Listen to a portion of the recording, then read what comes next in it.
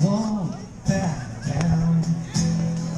Gonna stand my ground, won't be turned around. And I'll keep this world from dragging me down. Gonna stand my ground, and I won't back down. Let's hear you guys. Hey, baby, there ain't no easy way out. Hey, yeah, well, I'll stand my ground, and I won't back down. Well, I know what's right. I got just one life in a world that keeps on pushing me around. Gonna stand my ground, and I won't back down. Hey, baby, there ain't no easy way out. Hey, yeah, well, I'll stand my ground, and I won't back down. No, I won't back down.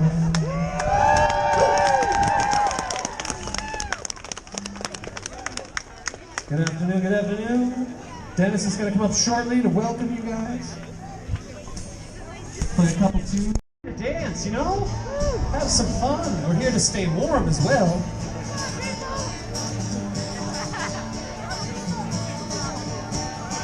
You can hate me, try to break me, talk me down and denigrate me. You can try to silence every word, but I will not be leaving quietly. No, I won't leave, I won't leave, I will not be leaving quietly. You can mock me, try to outsmart me, you can shame me and try to blame me. You can do your best to shut me up, but I will not be leaving quietly. No, I won't leave, I won't leave, I will not be leaving quietly. No, I won't leave, I won't leave, I will not be leaving quietly. I'm gonna stand here and I'll fight for every word. I'm gonna shout the truth until you know it's heard. I'm gonna stand here and I'll fight for every word. I'm gonna shout the truth until you know it's heard. Yeah. You can scold me, attempt to control me, ban me and censor and label and troll me. You can push me and try to kick me out, but I will not be leaving quietly. No, I won't leave, I won't leave, I will not be leaving quietly. No, I won't leave, I won't leave, I will not be leaving quietly. I'm gonna stand here and I'll fight for every word. I'm gonna shout the truth until you know it's heard. I'm gonna stand here and I'll fight for every word. I'm gonna shout the truth until you know it's heard. Yeah.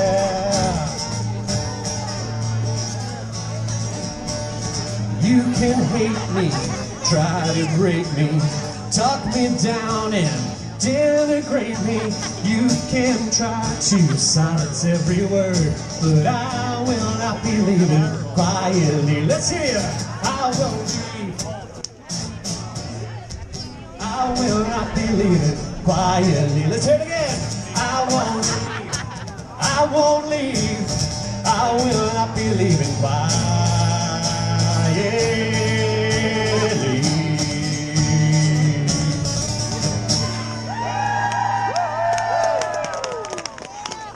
Dennis, what do you want? Another one? Two? Okay.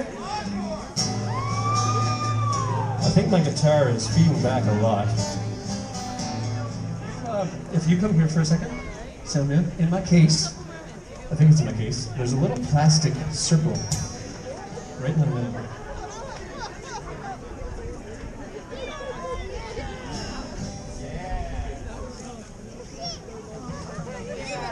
Make some of that noise go away.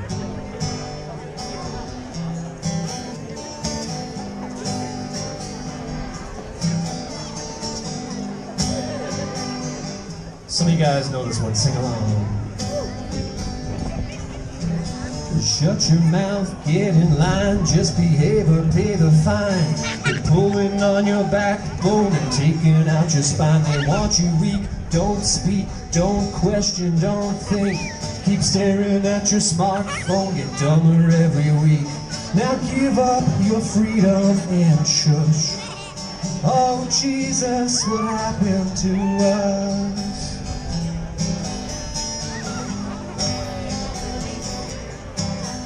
Leave the church, kill your faith, judge the skin and learn to hate. Make yourself the enemy, but call yourself a saint. Learn the rules, be a fool, remove your kid from school and apologize for everything, apologize for you. Now give the TV all of your trust. Oh Jesus, what happened to us? This next verse is all about our overlords. Mark, Jack, Bill, Joe, they'll tell you what you need to know. They'll give you your permission and tell you where to go. Lights, camera, action, edit, we're so pathetic.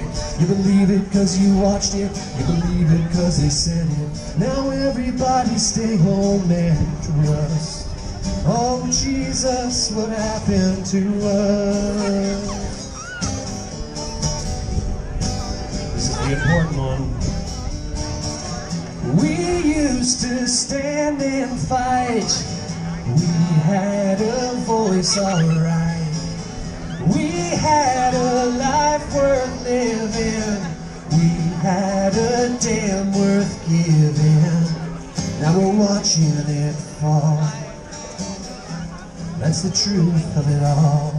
So shut your mouth, get in line, just behave and pay the fine. They're pulling on your backbone and taking out your spine. They want you weak, don't believe, don't question, don't think. Keep staring at the smartphone, you're dumber every week. Don't nobody put up a fuss. Oh Jesus, what happened to us? Jesus, what happened to us?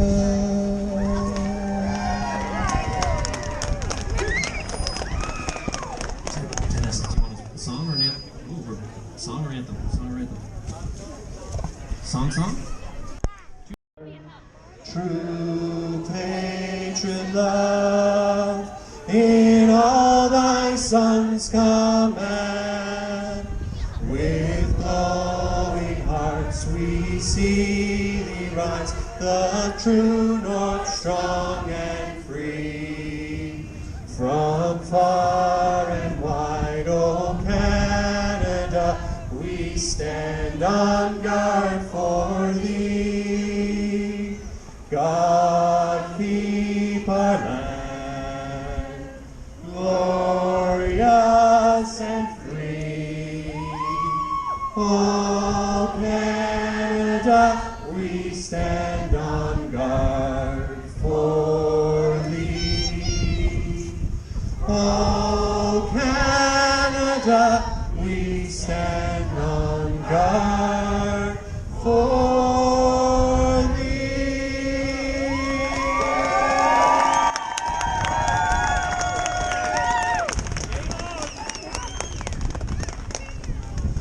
Thank you very much, Chris. Now, Chris, don't go too far. We've got one more song coming from you. Again, everyone, thank you for gathering here today. You know why we're here.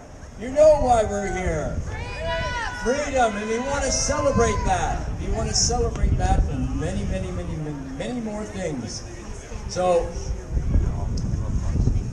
for many of us, this song has become an anthem. For those of you who have not heard it, This will strike you at your very core, this song. And no one I know delivers it better than Chris Burke himself, right now. I know that right now we're probably unfamiliar with these words, but let them reach you. Let them reach you and let them touch you deep inside, in your hearts. Let them affect your soul, your spirits today. Because later on we're going to hand out the lyrics and we'll all be able to sing this together. So, without further ado, Chris Burke with our national... It's ours. Yeah, it's our national anthem. Diagolon national anthem. Diagolon, a lot of people were asking about the flag really quickly. It's just a meme. It's a thing to unite under in the craziness and the foolishness and all that's going on in the world.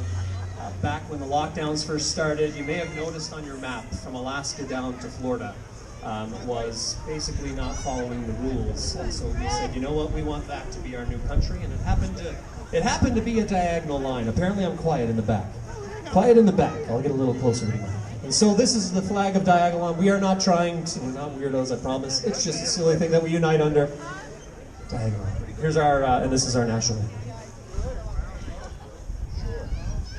When there's nothing left but the fire in my chest and the air that fills my lungs, I'll hold my tears and trade my years for a glimpse at kingdom come.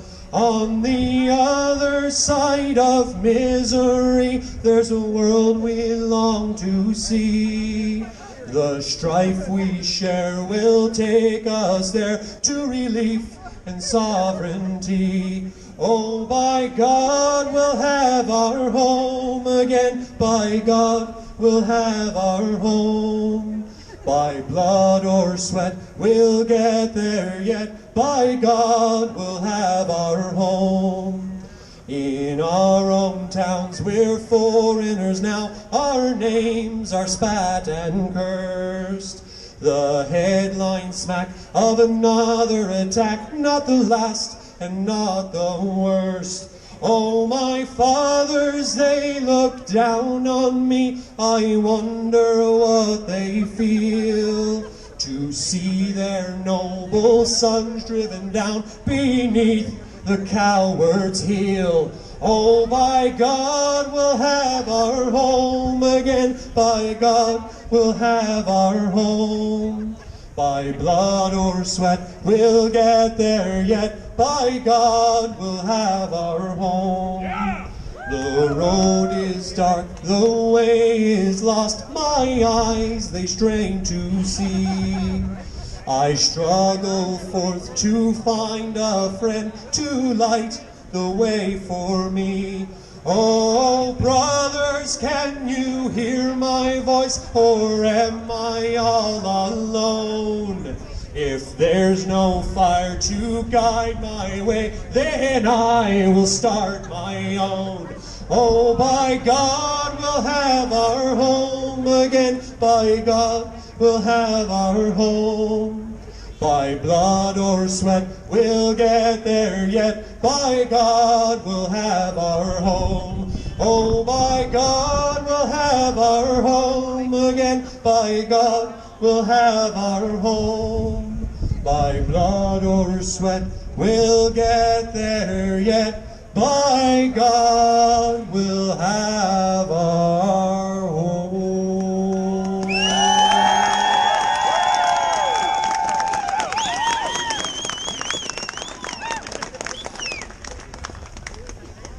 What a rousing rendition. Yes, sir, Chris Burke. By God, we'll have our home again. All right, again, just to get things underway and underway properly, we now have a prayer. A prayer by my friend and a friend of many here, Fuad Haddad, who's going to share this prayer with you this morning. Well, no, this afternoon. Prayers are good anytime.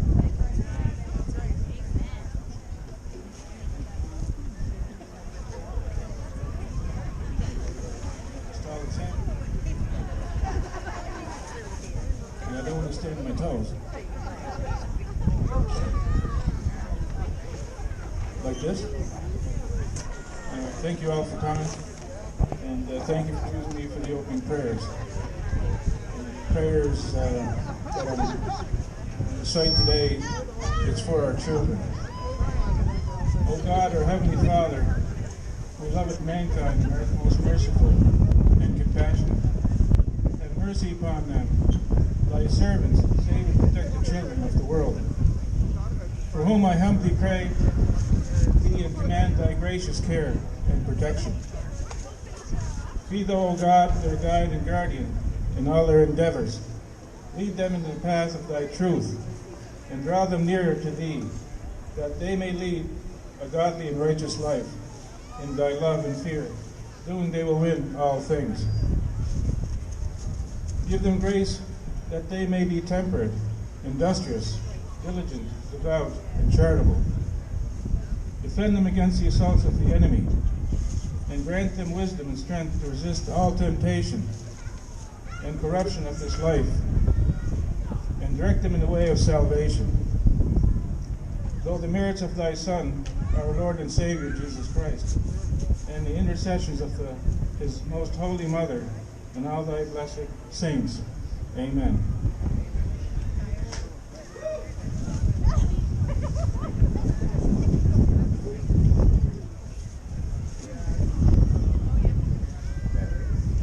Thank you, Fuad. How are we doing for sound here? Can we all hear me? Yeah, give me a wave like this. Yeah! All right. Wow, you can see way in the back. You can hear me fine. Okay, we're going to get things underway. But first, a little reminder. Following a rousing rally yesterday outside the Coles building right here, brave hearts, minds, and spirits joined together in the lashing rain. In the lashing rain to give validity during this crucially important giving reasons for why our provincial government needs to support a 6-month moratorium on our children 5 to 17 years old. Today we continue with you right beside our symbol of freedom right over here at the cenotaph. You know, those who pay the ultimate price, the cost of our freedoms for which we stand here today, and the freedoms of our children. Here, together, we celebrate World Freedom Day.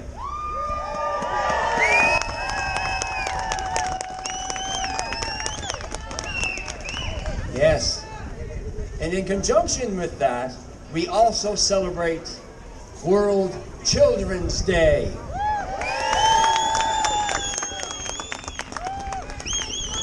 That's right. Now, we celebrate this even in the shadow of the approval by Health Canada on these vaccinations, shots, jabs, whatever the vernacular is these days, aimed at our children, aimed at their future and our future combined. We celebrate because we believe in our freedoms and the protection of our future generations, and we are willing at all costs to preserve this. Do you hear me? All right, we've got so much to share with you today. We've got speakers, we've got a video presentation, we've got music, as you've already heard. We've got petitions circulating throughout you today. And if you have the chance, grab that pen and sign that petition. It's very important. We will also have a very special event. I'll refer to it for now as a shredding event. I have to make sure that's clear. That's shredding and not shedding. We even have some snacks for the kids. But before we get there, I have to begin with this. Let's get our speakers underway, shall we? I've had the great honor to introduce the next person here. I've gotten to know her over the past 18 months, and I believe that she exemplifies and reflects in all of us the warrior against this assault on all citizens of this country and the world. You've seen her right over there in front of the cenotaph, defending our freedoms every weekend, Saturday, at noontime, rain, snow, sleet, and burning sun. Standing there and here with others, standing for our freedoms. You know who I'm talking about. And I'd like to invite her to the stage right now with some very short words of encouragement. Everyone, I give you Angie Acorn.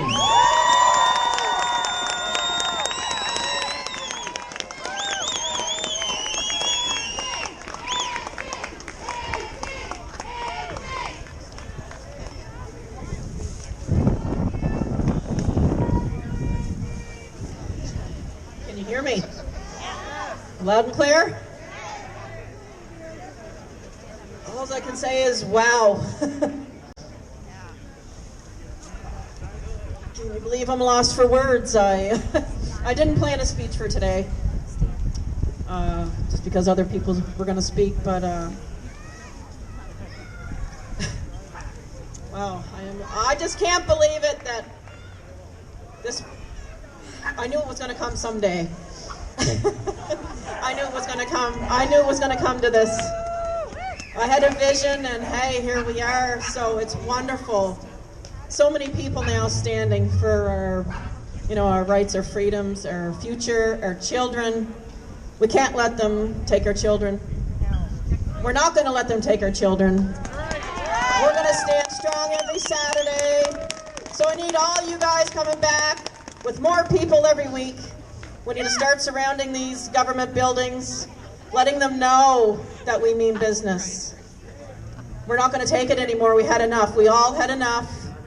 The information's out there for everyone. I mean, except for CBC. Where's CBC today?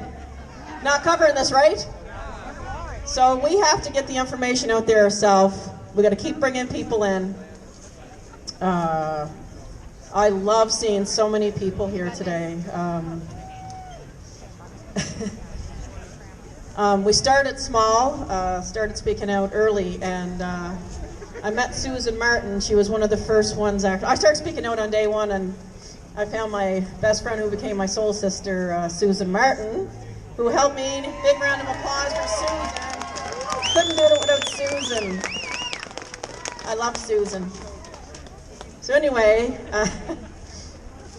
Susan's been through all this with me, along with some other people, a lot of other people actually that come every week or come whenever they can, and appreciate all of you, love all of you guys. We're all here for the same purpose. And from all of us standing there, new friendships grew. We're all like one big family here. We all understand each other. We all have the same knowing, the same want, and the same needs. We know what we have to do. Anyway, so out of that, more groups formed, which is great.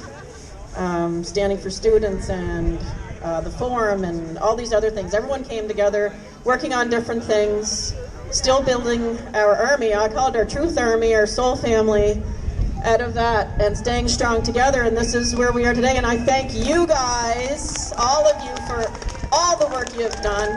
I don't want to take credit for any of this. It's everyone working together. So being here today, united, all the different groups came together today on the worldwide rally. This is amazing for Charlottetown, right? And we got to keep this going. We got to keep the pressure on these guys.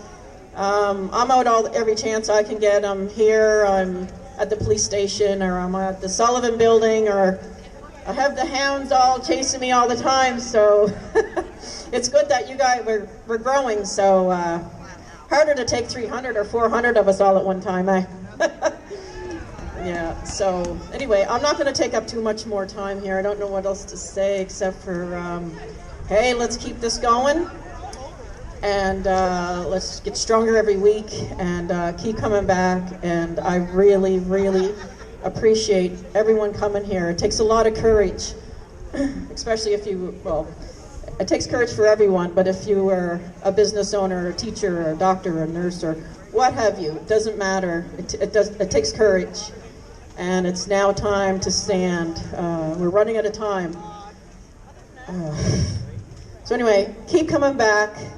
I'll see you guys, and we're going to go back to the cenotaph after this is over.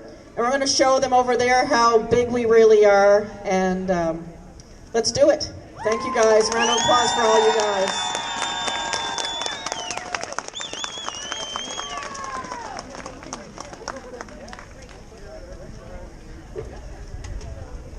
Thank you very much. Thank you very much, Angie. Wow. For somebody who didn't prepare a speech, she did all right. I worked all night on my stuff. Okay, Angie touched on this very briefly, but we know that Even though we have this crowd gathered here today, those people who want to show and share their energies towards preventing and stopping this tyranny, medical tyranny, whatever way you want to describe this, which is afflicting us, which is afflicting all of us. There are many people who have yet not discovered their voices. Many people who have been affected by what has already been rolled out. And they are with us, these people. But for now it stands that they can't join us. And we extend the invitation on an ongoing basis while we all move through this to share our stories. I'm happy to have with us here today my friend Christina, who is going to share with you right now a few testimonials, a few stories of those people who have been affected by this but have not yet drawn upon the courage to put a face to it. So I'd like to invite Christina up right now. Please give her a big hand. She spoke yesterday at the Moratorium rally, made a huge impact. My friend, another warrior and a fighter, Christina.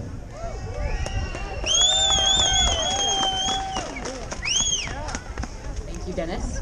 My name is Christina Hinsberger.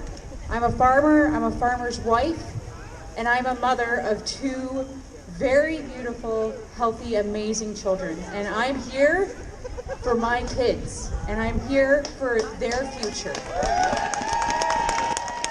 Nothing is going to stop me. So let's talk about adverse reactions. This is a topic that the mainstream media and the government do not report on, or if they do, they choose the ones that favor the narrative they want to display. Adverse reactions due to the COVID-19 vaccination happen. They happen worldwide, and they happen right here on PEI. The Adverse Reactions on PEI Group is a group of lovely people seeking out the truth and reaching out to those who have suffered from adverse reactions due to the COVID-19 vaccinations. This group's goal is to bring these stories to light so that the people suffering from these reactions know that they are not alone, and to let the people know these reactions are happening, and in hopes that we can prevent any more from happening in the future. Today I'm going to be sharing with you a few personal testimonies from islanders that have suffered from adverse reactions due to the COVID-19 vaccine. These brave people have decided to share their personal experience with us, and with that I would like to thank them for their willingness in allowing me to share their stories with you all publicly. The first testimony is written from a daughter on behalf of her mother. My mom has had both vaccines. She doesn't want to go speak publicly about this because there's too much drama that goes towards her. But she has had her second vaccine in June, and right away she started having pain in her left side of her neck and her arm. She is a cancer survivor and has had radiation 5 years ago. So after her second vaccine, she was in extreme pain in her arm and her neck. Then one day at work, she passed out, and they called an ambulance for her, and she spent 2 nights in the hospital because her kidney numbers were down extremely. She has always been regularly tested with her numbers because she is a diabetic as well. Her last checkup before the second vaccine, her numbers were fine. Anyways, 2 days in the hospital, and they told her it was due to exhaustion from working, and her neck pain and arms were from her radiation. But she had radiation 5 years ago and never had a problem since. Fast forward to November, and she has been sent to physio, had scans and blood work. They can't find any cause of her neck or arm pain. She has to take Tylenol 3 every couple of hours and isn't sleeping well because of the pain. Unfortunately, there isn't anything for her, and they just keep telling her to try different things. The next story, if you were here yesterday, you would have heard it. This lady is named Lisa. Lisa had her first shot of Pfizer on June 5th, 2021. She had no reaction until June 17th. On June 17th, she was in Summerside for an appointment. While sitting in the car, her left arm instantly went weak. She sat for a few minutes thinking that she was having a stroke. It didn't pass, so she got her daughter, to drive her to the hospital emergency room. They took her in and she had an ECG and she was told to wait out in the room. While waiting, she felt a tightness in her chest, one that was so extreme, her daughter had to tell them to come and look at her mother immediately, to which they did. They sent her for a CAT scan, and while waiting for the results, her left leg started to spasm so badly that she lost use of it. At this time, they knew it wasn't a stroke, so they sent her to the Queen Elizabeth Hospital by ambulance to get an MRI. The MRI showed that she had transverse myelitis, inflammation of the spinal cord. They put her on steroids and antispasm medication to help control everything in hopes that it didn't spread, and she also got blood work done. At this time, they were trying to figure out what the source of this was. They said it could be anything from West Nile's to Lyme disease to the vaccine. A few days had passed, and still in the hospital in a wheelchair with improved movement, they started treatment called IVIF, with some success giving little mobility back. She was currently in the stroke unit and waiting for a bed in the physio unit. After 15 days in the hospital and 2 different treatments, she finally had some movement in her leg. At this point, it's looking more like this was all from the vaccine. 5 weeks later, she gets a discharge date of August 24th. 7 weeks of being in the hospital. She is walking with a wheelchair, but not unassisted. She started shock therapy, and there are some small improvements on the movement in her left side. 10 weeks and 1 day is the discharge date. At this point, she's told not to get her second dose until a year later, or Dr. Morrison recommended her taking AstraZeneca, even though she has had previous heart issues. November 17th, her doctor has put her in for an exemption for her second vaccine. She is upgraded to a cane, but still needs a wheelchair and a walker. She doesn't have use of her left hand, and her left foot does not bend on its own. Lisa is 55 years old. Her life has been dramatically changed. She can no longer take care of her pets, clean her house, or work. Her daughter had to move home from Alberta to help her mother take care of everything. She remains positive and often looks back on that day on June 5th when her and her daughter walked in to get the vaccine, and her daughter said, "I have a bad feeling about this." And Lisa said, "What's the worst that can happen?" Lisa thought she was doing the right thing. The next and final story I have for you today is Sue's story. Sue received her first dose of Pfizer in the summer. As soon as she received her shot, she went to sit down. Within 5 minutes, she could taste a very strong metal and salt taste in her mouth. She began to feel dizzy and nauseated. They got her to lay down on a cot where other people were having adverse reactions. She felt her throat swell, so they assisted her and didn't give her an EpiPen as she was able to breathe through it. She was there for about an hour. She went home and they told her that they would give her a follow-up call from public health. She got the call and they told her she would have to receive her next shot in the hospital because of her reaction. Then very soon after that, she got another call from public health telling her not to have her second shot right away. She was good with that because she started to feel other side effects. At this point, one of them being her right arm began to feel numb and she could feel tinglings in it.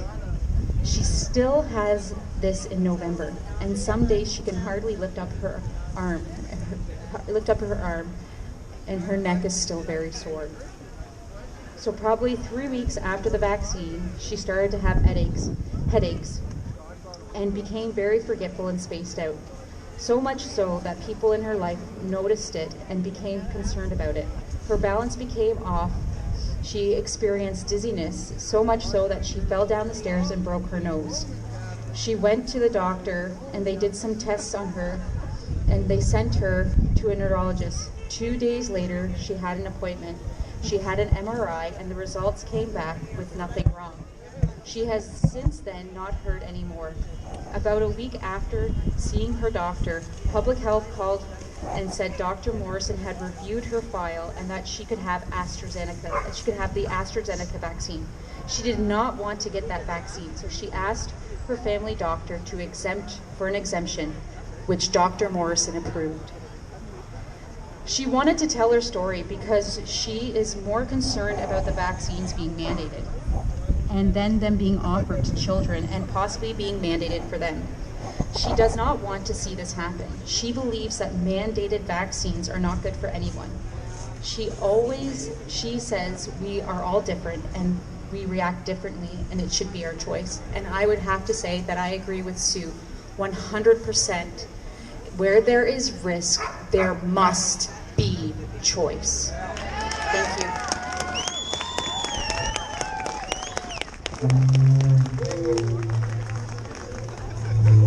Thank you very, very much, Christina, for those testimonies. Okay, everyone, I see that the clouds are rolling in here a little bit. Let's all just keep the circulation going right now, okay? We've got a few more speeches here, so everybody get a little jump around, especially the kids, you know. Let's show show your parents how to jump around, keep warm.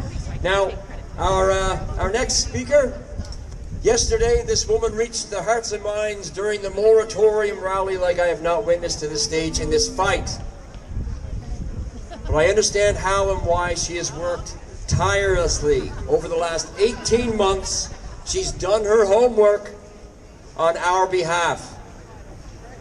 Please put your hands together for my friend Nat for Standing for Students, Prince Edward Island, as she shares with you some very, very, very important information. Thank you, Nat.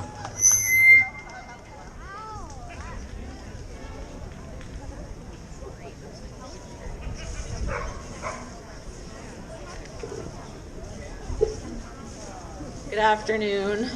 Rhonda's up here with me. She's the equivalent of me. I'm not going to let her hide today. My apologies to people who were at the moratorium rally yesterday because I'm basically going to be speaking the same notes as yesterday. But there's a lot of new faces, so things need to be said again. Standing for Students was created at this very spot just next door at the Cenotaph in April of last year between two angry mama bears, Rhonda and I, who were speaking that something needs to be done for the children.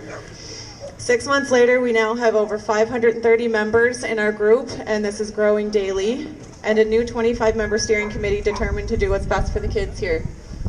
What fuels our fire is a mission to stop the harms coming to our children and our youth and our students. I've heard some people say, well, what's going on? The children are fine.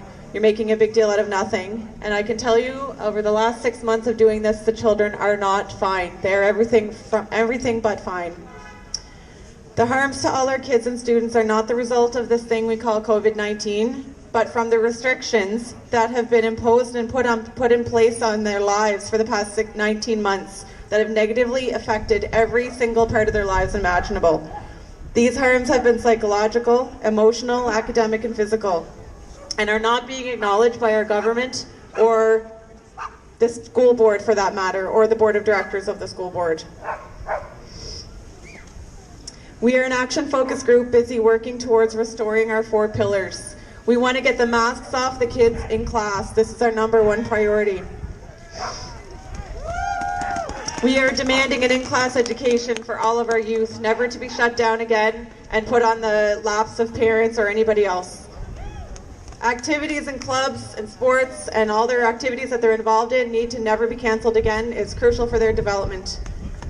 And #4, actually, this is the most important one, really, is the medical and bodily autonomy. No interference by the government or the schools as to what choices these students make for their bodies, and no right to know what their choices are. Today I'm going to very briefly address 5 groups of people here like I did yesterday. The educational system, and I'm referring to all of you who work in it, not just the teachers, principals, board of directors of the school board, bus drivers, everybody that work in schools and education. Our children's education has been hijacked for 19 months. Schools have been shut down, leaving parents to scramble and educate kids on their own while often working full-time. Children are masked indoors for no reason. Students are being taught a far-left ideology, and our schools have now turned into vaccination clinics for experimental drugs, regardless of opposition from parents. Unvaccinated parents do not even have the right to participate in parent-teacher interviews this year, which is disgusting. We've heard even accounts of some school staff pushing the vax agenda and teachers counseling students on whether they should be vaccinated or not, and they have no right to provide this medical information, medical advice to students. Endless parents are pulling their children out of the school system right now as we speak, opting for learning pods and homeschooling alternatives. And this is indicative of the concern here, and we're working on this as well, as hard as we can, as fast as we can, to help with this. Lately, things have been escalating. We are even hearing accounts of ambulances at schools in record numbers with children taking seizures and strokes. We are also not hearing about this here in PEI. Our media is not talking about it, neither is Heather Morrison on her weekly briefings. We know why they're not talking about this. College and university students are being denied an education if they are unvaccinated. This is otherwise known as coercion and extortion in the Criminal Code of Canada. UPI and Holland College actually lied to Standing for Students in the summer and told us very directly that they had no intention of mandating vaccines for students on campus to be educated. And then, not even 6 weeks later, they did a complete 180 and mandated vaccines for students to be educated on campus, and have not since returned our phone calls and demands to know why they did this. We need educational staff to start standing up loudly for our students and everything that they're seeing going on in schools. Stop pushing toxic masks and hand sanitizers. Get these injection clinics out of schools. The children need a safe and peaceful place to learn in a world full of chaos. It is your job to provide this to them, or you have failed these kids in this regard. To the educational staff who have had the courage to stand up and work with us or walk away from your positions because of what's been going on, thank you. We appreciate your courage, but we need more of you to stand up now before it's too late. We're all sacrificing jobs and relationships, and you cannot continue to hide and pretend that this is not going on. We need you to stand up now. One thing you can do with us right away to work with us is we've created an incident reporting system in Standing for Students for all parents to fill out an instant report of any types of harms that are coming to your children when they come home from school at the end of the day. We have the forms with us. If you want to approach us later, we collect them once they're completed. These are physical harms, psychological harms, academic harms, any type of harms that are coming as a result of all these restrictions. And then once they're completed, we will take them, get a hold of us, and we will collect them somehow. They're also on our social media pages as well. Number two, I wish to address the government briefly. The students and the youth of this province, like I said yesterday, do not belong to you. They belong to us. The parents and the families of these children. We ask you, when are you going to start reporting on the vaccine injuries and deaths happening in this province with these children? I ask you, Dr. Morrison, where will you hide from us, from the infuriated parents like myself, when we see the children of PEI start suffering in large numbers from heart issues and stroke from these injections? I ask you, Natalie Jameson, Minister of Education, who of course can't be bothered to be here either, where will you hide from infuriated parents when 5-year-olds and 6-year-olds are going to have reactions from these vaccines that are happening in our schools without the permission from parents to even have these things done in the schools? The media, mainstream media who I'm referring to here, CBC, Guardian, The Journal, etc. We know you have been coerced and well-funded to refrain from reporting on the truth.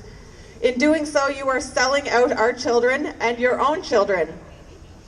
You are complicit in committing crimes against humanity and children. You are a major reason why parents and children have believed there is an actual health emergency these past 19 months when there is none. You have created the fear that has kept adding fuel to this fire this whole time. It is time to stop lying and start telling the truth, and we demand you to do so. Number 4, to the parents. There is no health emergency involving your children. 19 months have passed here and not a single child in PEI has died from what they're calling COVID-19. It is not, if that is not enough weeks to gauge a pattern, I don't know what is. That is evidence in the research and research methodology world. I want to know where your line in the sand is, parents. Most of you here are already awake, so I don't need to speak to the choir. But there are a lot of parents that are not awake yet enough to choose to fight. But I ask you, what will it take for you to stand up and tell your government and the school system no? How many months of your child's education being held hostage will you tolerate? How many months of forced masking, masks covered in bacteria and reducing oxygen intake will you take? How many months of your child's sports and activities being taken away are you going to tolerate? How many children having heart issues and strokes and PEI, myocarditis, pericarditis, the list goes on, will we tolerate before we stand up and say no? I've had enough. 19 months ago I had enough. Number 5, I'm going to speak to the students, the children, the youth of our province directly, and you're most important, of course. You are our province's children and youth. You are the reason we are here. It is so great to see so many children today. And I cried yesterday at the exact same spot.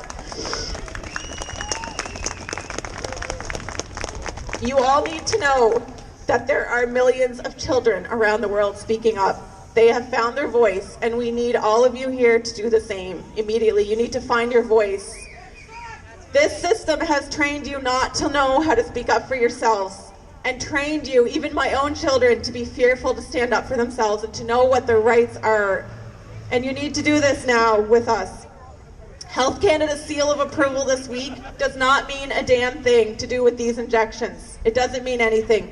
You need to do your own research and do it now. Children around the world do not take strokes. They do not take heart attacks.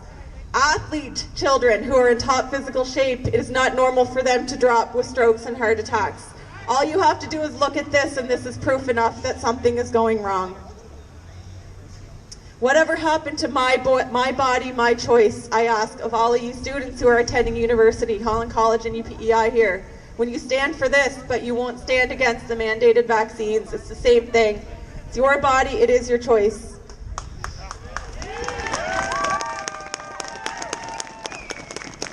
Like I said yesterday to the kids, I use the analogy of your life being like the movie The Wizard of Oz.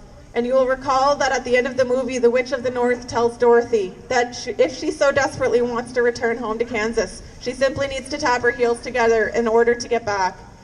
Dorothy was shocked that that's all she had to do, and that she had the power to return home the whole time.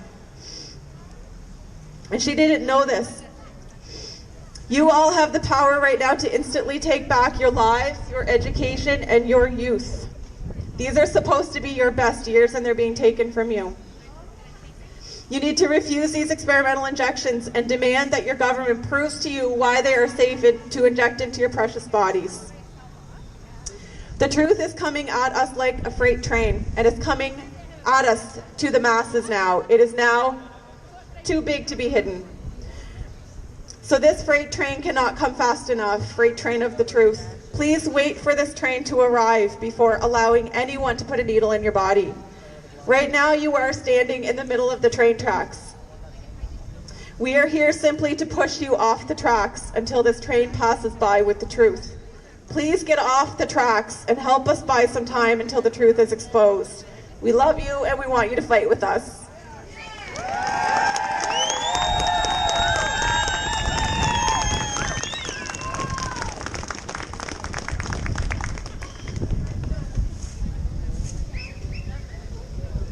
Thank you very much, Nat, for sharing that with us. How are y'all doing, everyone? Yes, are you with us? I say again, are you with us? Okay, I've had the pleasure of meeting this person recently. She's got some things to share with you as well. She told me she's more organized today than she was yesterday. It's hard to believe that, but I'd like to welcome her to the stage right now, Isabel Dora.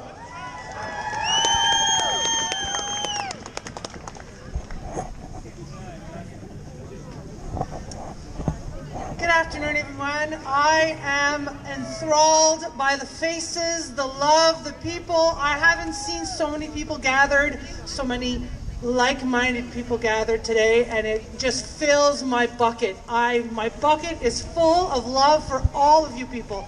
I am just overwhelmed by all of your faces and all of your presence. It just fills me. Anyway, sorry.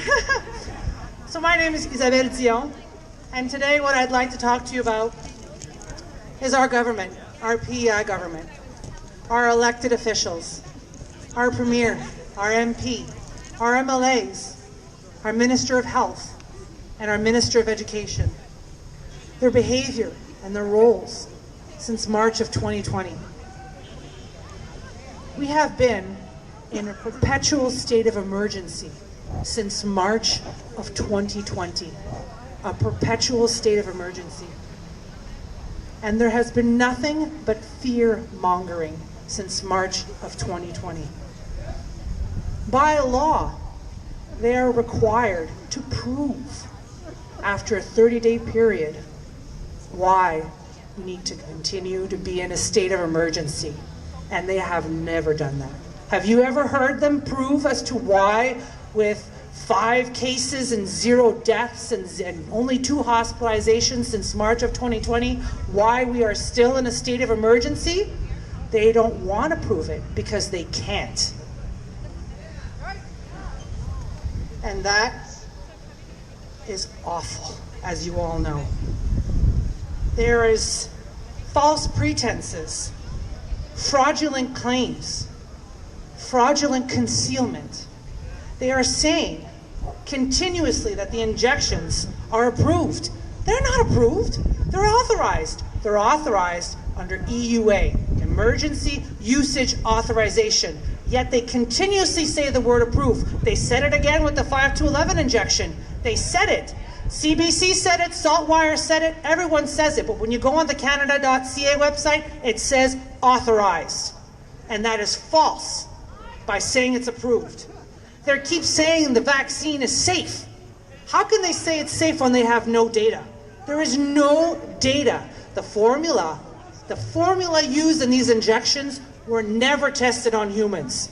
The mRNA technology was tested on animals, but the formula that they inject in people was never tested on humans or animals before giving it to everyone, okay?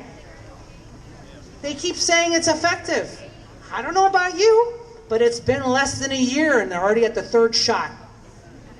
Even tetanus, you go once every 10 years, okay? Since March of 2020, there has been over 220,000 tests done, okay, on asymptomatic people.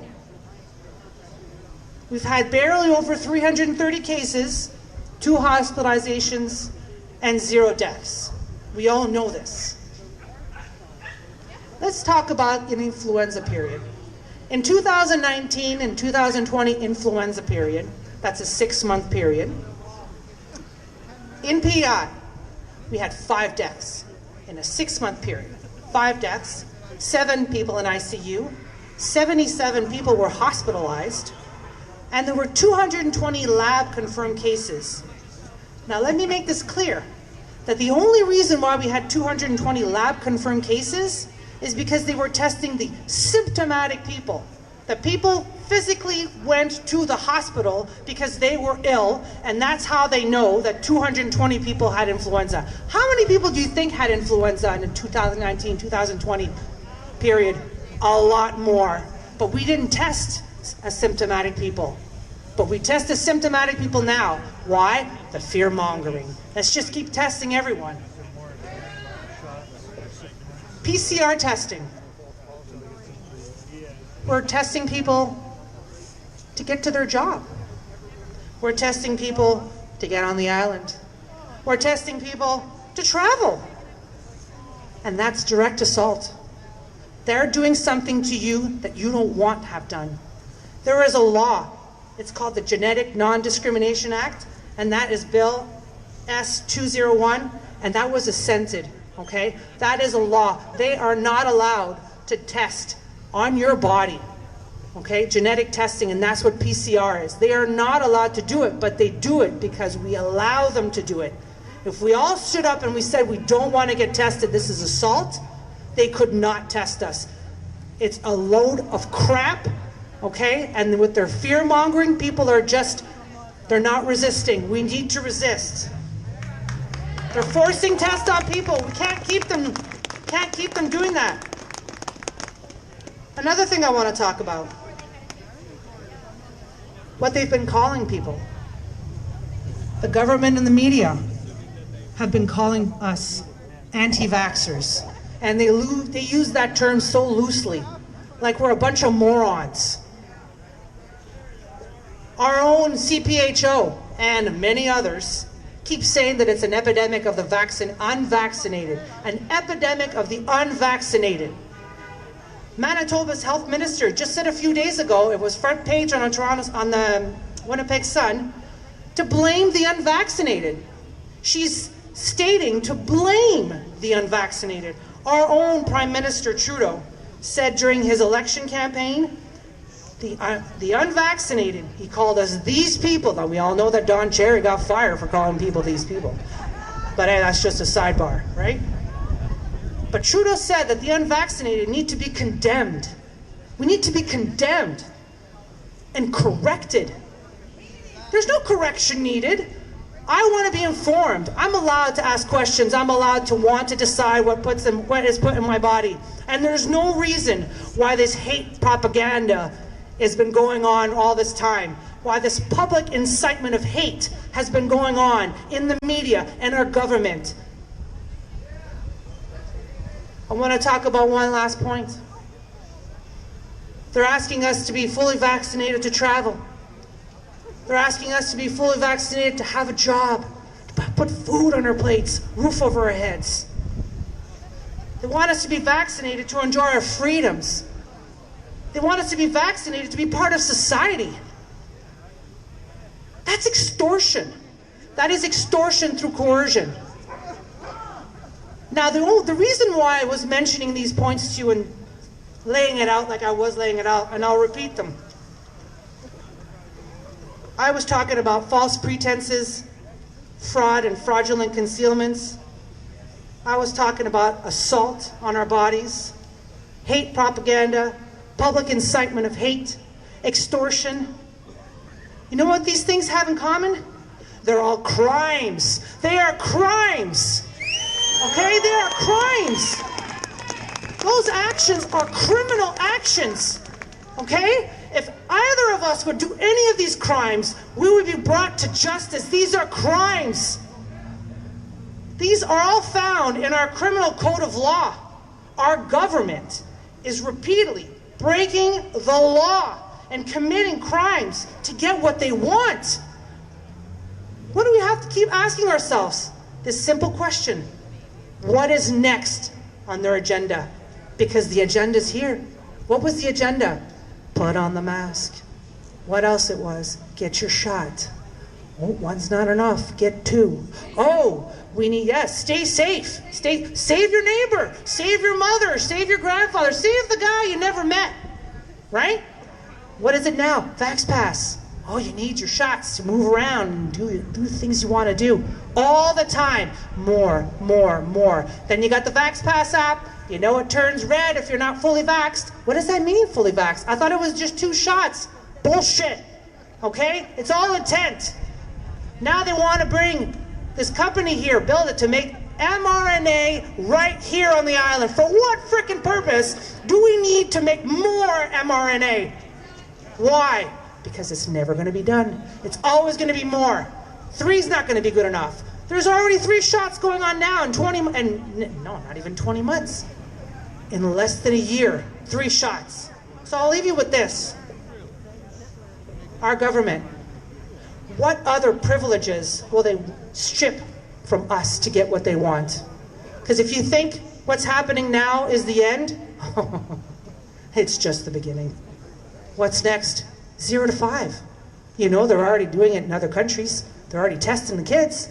There are some countries that are already shooting up kids 2 years old. It's going to come here. It's coming. First world country. Will the vaccination be required for essential needs? It's happening already in some places in Europe. People are being refused. People are being refused treatment, healthcare. You're not vaccinated, can't get in the hospital. You think it's not going to happen here? It's going to happen here. There's already doctors that are refusing in Montague to see you unless you have to get a PCR test to be able to get inside. Okay? Direct assault in your body. Nobody can force that on you. Remember that, it's the law. They are not allowed to force these things on you.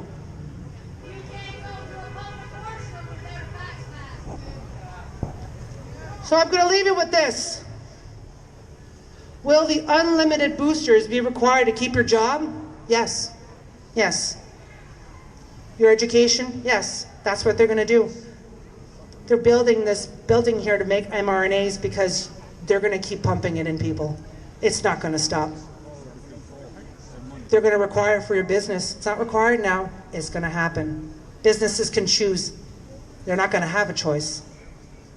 We've got a lot of fishers here on the island. You think a fishing license is going to be free? You think they're not going to dangle it with a vaccine mandate? They will. If we let them, they will. We can't let them. Remember that. If we let them, they will. So together, we have to stop these criminals. They are acting criminally. Come on, people! It's enough with these criminals! You're all lovely people. I say this from the bottom of my heart, and I mean it from the bottom of my heart. I love you all. You are a beautiful, lovely people. We all have a fire in us. Some of it's brighter, some of it's not, it's dim, but the fire is there, and the more we stick together, the fire is going to keep burning brighter, and we will scorch these idiots from the world!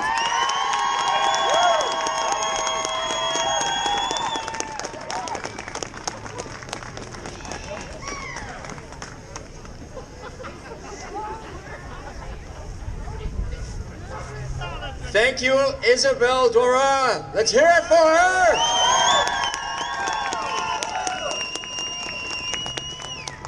That really started a fire in my belly. I don't know about you, but the next announcement I have, I'm going to announce it like this. For all the kids here, there's bananas and cookies right over there. And you can have them if you want them because it's your choice. You have those bananas and cookies.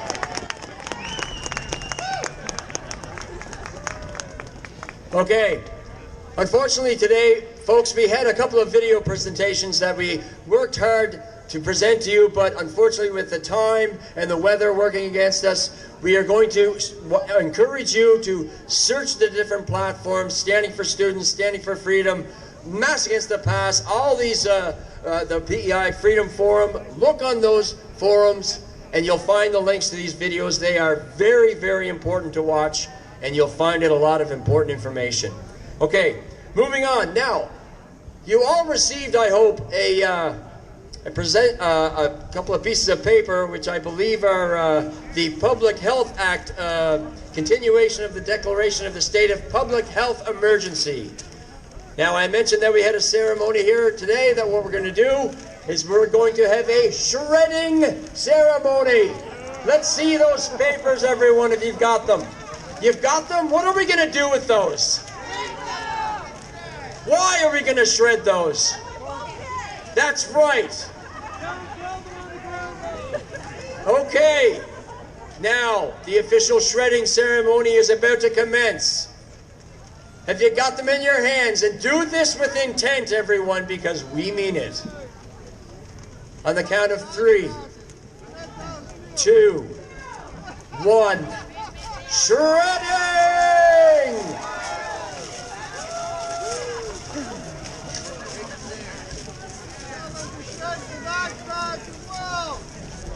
Now, because we're all respectful islanders, there are people going around with blue bags right now as we speak to pick up those shreds and put them where they belong, in the trash.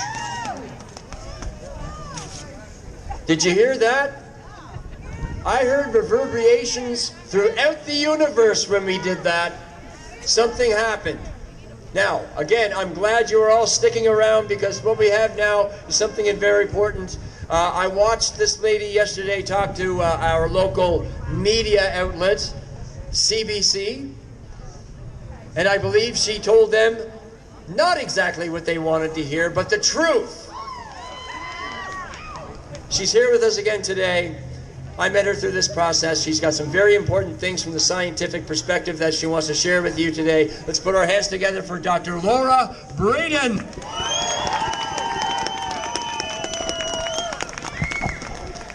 Well, thank you so much. What a beautiful day. And for those who came yesterday, what an improvement on the weather. But I'll tell you, this is the 1-2 punch, and I thank you all for sticking around. It's been quite a journey, and I have some things I'd like to say.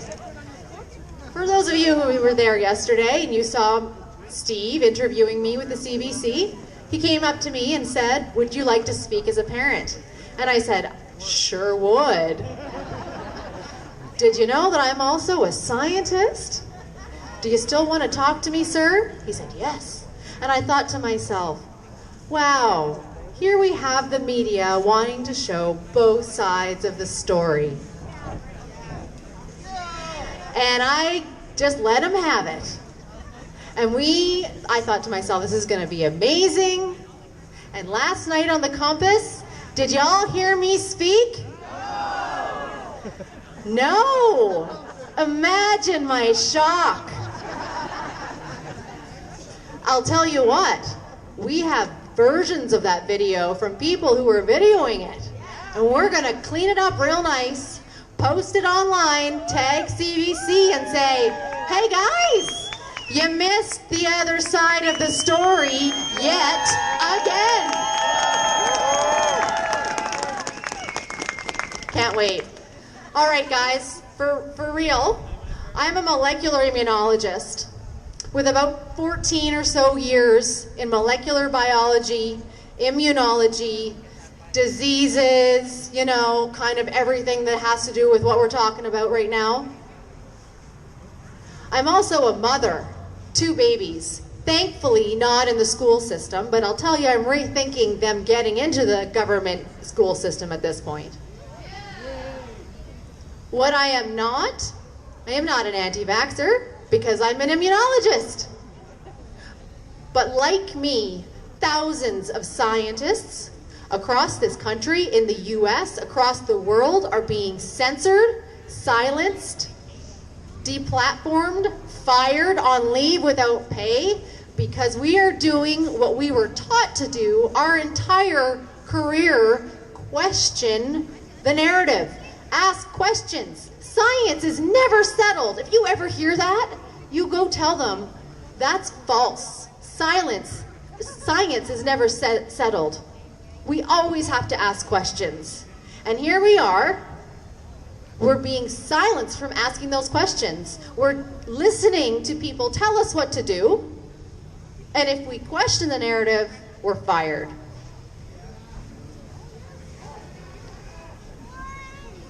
So what do I know?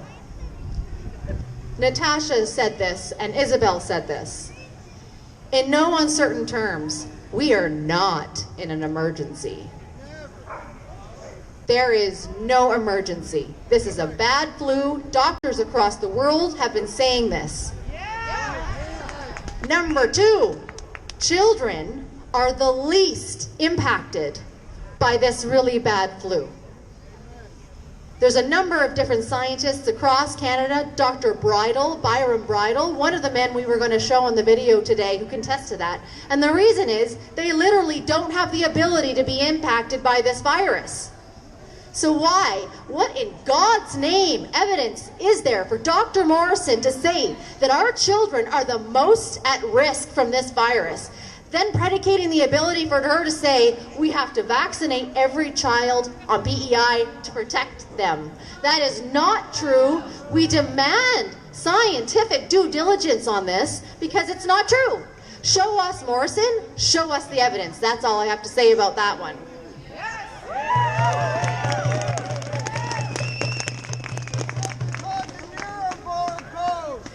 Now, to the vaccines. There's this little drug called ivermectin. Y'all heard of ivermectin? How about hydroxychloroquine? Dr. Daniel Nagase, one of many doctors in Canada who have been fired, prescribed ivermectin for his patients in Alberta. saved their lives, was fired, couldn't get access to ivermectin from the pharmacies. This is on the World Health Organization's top most 50 promising drugs and needed drugs in the world that we are not, as Canadians, not allowed to get access to. It is known that early treatment with ivermectin, among others, is curative and can prevent death. So here's my question, and Morrison knows this.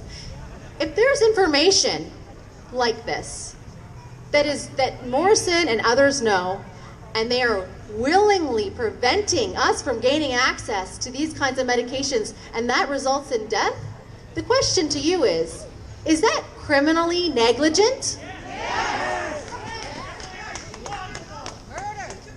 That's all I have to say about that. Yes, it is criminally negligent, and that is what we are demanding. There are two things that you signed if you signed the petition. Number one, we demand a moratorium on any injection in the arms of babies on this island across Canada. We will do this until we die, because there is no evidence. It is not effective, it is not safe, it is not needed. That's our first demand. Our second demand, we demand public, transparent, moderated, scientific debate on the measures that are justifying these ridiculous, tyrannical mandates, not only in PEI, but across the world, Canada, etc. We demand open debate.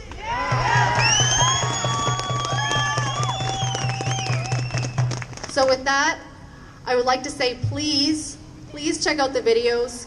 Kevin Arsenault did an amazing job putting them together. Lots of hours. We have doctors from across Canada that are in our corner supporting us as we bring this movement forward. This is going to be huge. You guys are all part of the beginning of the end of mandates. We want to make PEI the first province in Canada to go free. This is the birthplace of the Confederation. We can do it. Thank you.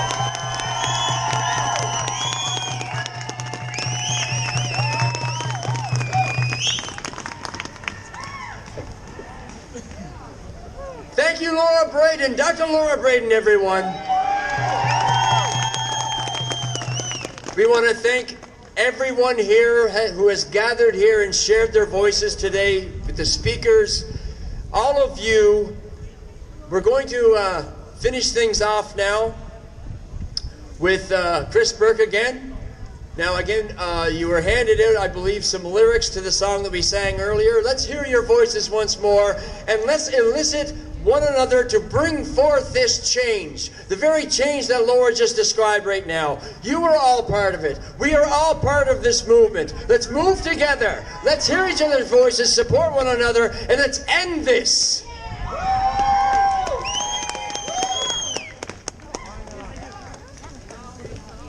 Get your sheets. This is like an old school like hymn sing. I don't know, someone's got them. Find a neighbor. The chorus is very simple. By God, we'll have our home again. By God, we'll have our home. By blood or sweat, we'll get there yet. By God, we'll have our home. Here we go. When there's nothing left but the fire in my chest and the air that fills my lungs, I'll hold my tears and trade my years for a glimpse at kingdom come. On the other side of misery, there's a world we long to see. The strife we share will take us there to relief and sovereignty. Oh, by God, we'll have our home again. By God, we'll have our home.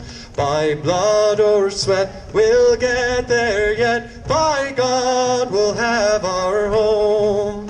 In our own towns, we're foreigners now. Our names are spat and cursed. The headline smack of another attack, not the last and not the worst. Oh, my fathers, they look down on me. I wonder what they feel to see their noble sons driven down beneath the coward's heel. Oh, by God, we'll have our home again. again. By God, we'll have our home. By blood or sweat, we'll get there yet. By God, we'll have our home. The road is dark, the way is lost. My eyes, they strain to see. I struggle forth to find a friend to light the way for me. Oh, brothers, can you hear my voice, or am I all alone? If there's no fire to guide my way, then I will start my own. Oh, by God, we'll have our home again. By God, we'll have our home. By blood or sweat, we'll get there yet. By God, we'll have our home. Oh, by God, we'll have our home again. By God, we'll have our home. By blood or sweat, we'll get there yet. By God, we'll have our home.